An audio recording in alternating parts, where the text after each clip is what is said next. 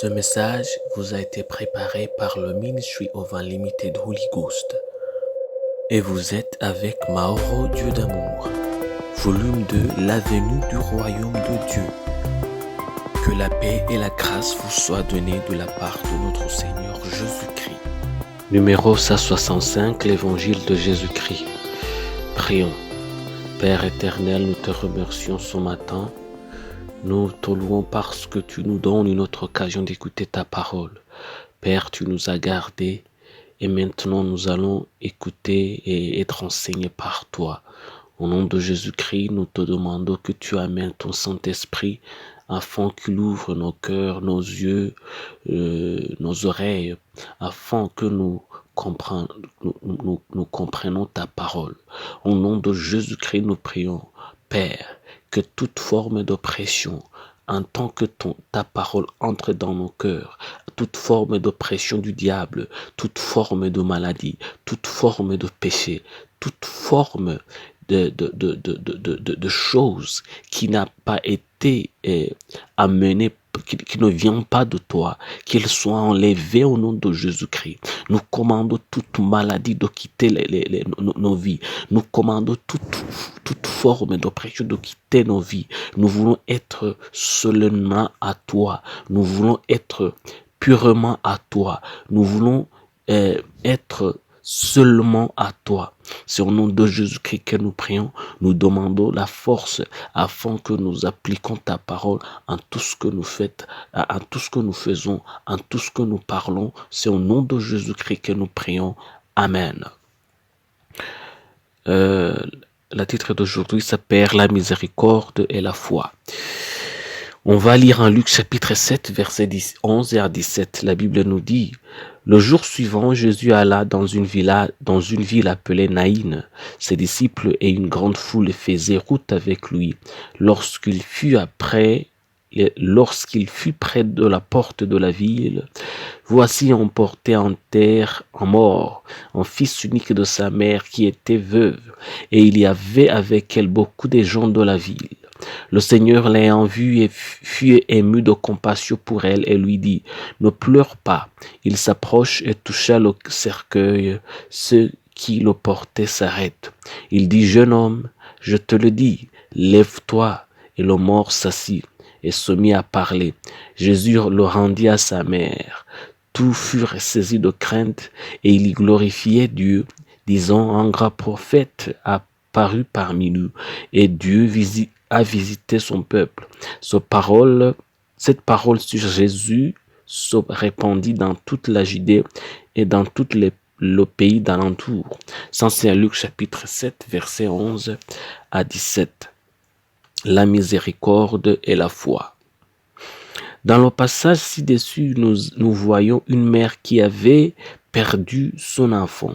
Je pense qu'en tant que mère, elle a tout essayé pour soigner la maladie de l'enfant sans succès et elle a succombé à sa mort. Dans toutes les formes de médecine et de guérisseur qu'elle a essayé, il ne lui est jamais venu à l'esprit d'essayer Jésus. En fait, même quand elle a rencontré le seul qui pouvait sauver son enfant, elle n'a rien dit. Elle était sans voix, sans espoir et sans foi. Elle était dévastée et accablée par la mort de son fils. Et pourtant, sans sa propre foi, Jésus s'est approché de lui et l'a rappelé à la vie. La Bible nous dit que nous ne pouvons jamais être tentés au-delà de notre foi. Mais je pense que sa foi a disparu ou avait disparu depuis longtemps, que son espoir était déjà perdu depuis longtemps et que son monde était rempli de nuages de douleur et de chagrin. La foi n'avait plus de place en elle, même s'il en avait avant. Mais c'est ça le problème. Outre la foi, il n'y a qu'une seule autre façon de recevoir des miracles de Dieu. C'est par la miséricorde de Dieu. C'est pourquoi nous voyons que ce qui a ému Jésus n'était pas sa foi. Non. Ce qui a ému Jésus, c'était la compassion que Jésus a eue pour elle. Amen. Que savons-nous? Parfois, les difficultés que nous rencontrons sont trop nombreuses, que même notre foi sera trop courte pour y croire. En ce moment, ce qui nous sauve, c'est la miséricorde du Seigneur. Quand nous sommes tellement brisés, quand nous touchons le fond, quand notre foi est ébranlée, que nous ressentons plus rien, quand notre foi nous fait défaut, la miséricorde du Seigneur nous soutient afin que nous puissions voir la gloire du Seigneur.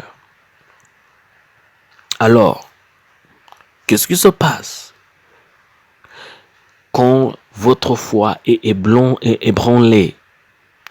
La seule chose qui va vous sauver ou qui peut vous sauver, c'est la miséricorde du Seigneur. C'est la grâce de Dieu. Quand la foi n'est plus là, la seule carte qui vous reste, c'est la carte qui est dans les mains de Dieu. Et cette carte s'appelle la grâce ou la miséricorde de Dieu.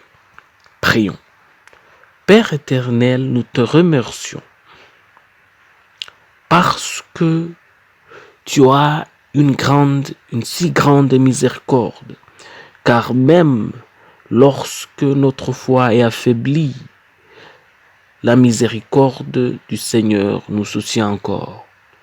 Nous prions aussi, Lord, Seigneur, que tu nous donnes la foi, que tu nous donnes une si grande foi qui ne peut pas être ébranlée, une si grande foi qui ne peut pas être ébranlée ou détruite ou rejetée, qui va rester dans toutes les tentations que nous aurons. Mais aussi nous prions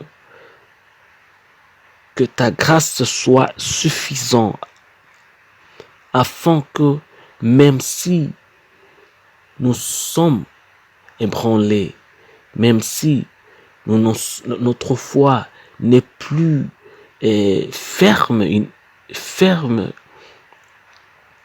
que ta grâce nous soutient encore, que ta miséricorde nous soutient encore. C'est au nom de Jésus-Christ que nous prions. Amen. La promesse d'aujourd'hui, on va la trouver en Michée chapitre 7, verset 8. La Bible nous dit, « Ne te réjouis pas à mon sujet, mon ennemi, car si je suis tombé, je me relèverai. Si je suis assise dans les ténèbres, l'Éternel sera ma lumière. » Ça, c'est en Michée chapitre 7, verset 8. Que Dieu vous bénisse. Que la main de Dieu soit avec vous. Je prie pour vous que Dieu vous donne la force d'appliquer sa parole. Je prie pour vous que Dieu vous donne la force de toujours faire son bon plaisir. Je prie pour vous que Dieu vous donne la force de toujours obéir à sa voix. Au nom de Jésus-Christ, je prie pour vous.